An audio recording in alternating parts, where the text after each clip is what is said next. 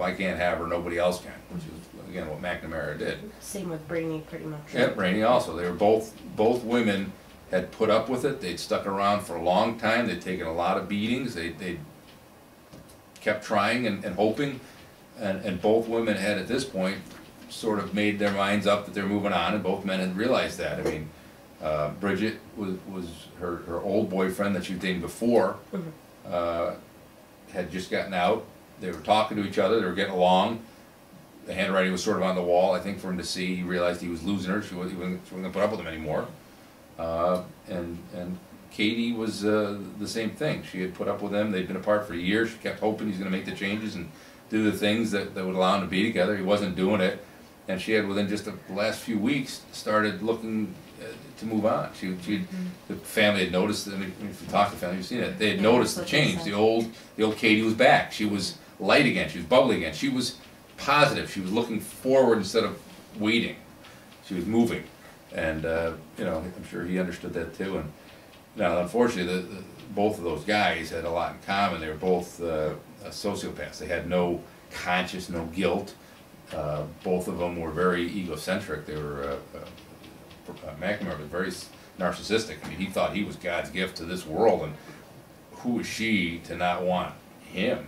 You know, I think initially he was writing off that she just didn't want guys, and then he realized she just didn't want him. You know, the night he was going there the first time to kill her, on the front porch there was a recorded thing, and you can hear him say, you know, well, I bet whoever you're seeing doesn't have this.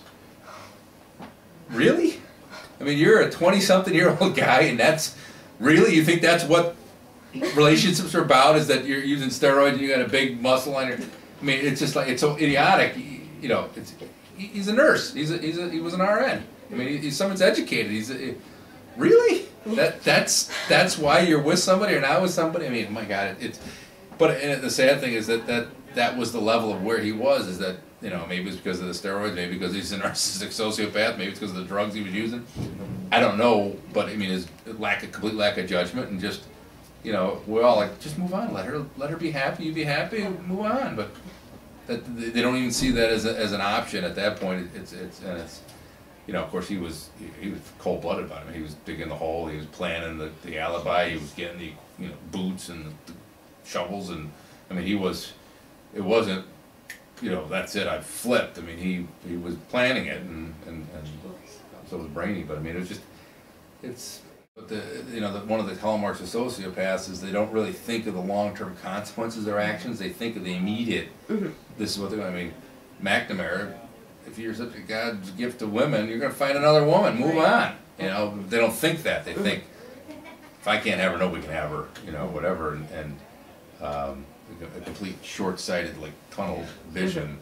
But yeah, I mean, yeah, Brainy had no control over his temper, whereas McNamara was just the opposite. Yeah. He was cold-blooded about it. I mean, he had laid the plastic out in the trunk, and, you know, he planned where he's going to put the car and throw the body in, and how he's going to do it, and waited for her. And you know, Brainy had less reasoned. I mean, he knew he didn't want to do it while somebody else was there, the police were around. He was going to wait till she was alone. You know, he thought enough to how he was going to gain entry and whatever. He had a knife with him that he got. I mean, so he had planned it also, but he had planned on disposing of the body, or his alibi or whatever. I mean, you know, he was a bloody mess when the police picked him up. When McNamara was at the PD, I got called in probably around 2.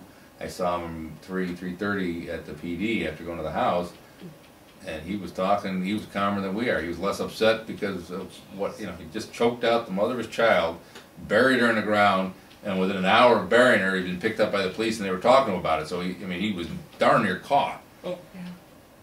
And he was walking around like there was nothing going on. And you know, I felt horrible when I realized I didn't know I knew the socies until they called the parents back in, and I realized I knew them, and I mean, they're hysterical, and I didn't want to break their spirit, because as a parent, as a family, you have to hope that you're going to find your loved one. But I knew the moment I saw him that we weren't going to find her, at least not alive. I mean, he was not at all worried she was going to get free, or that we were going to, you know, find her somewhere, like in his trunk. I mean, he's consenting to the trunk of his car searched, his apartment searched, her house searched, his cell phone searched.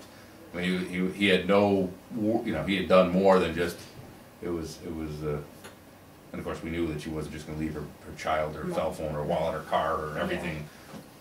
I mean, so we knew something bad was, it's a very sad thing, so.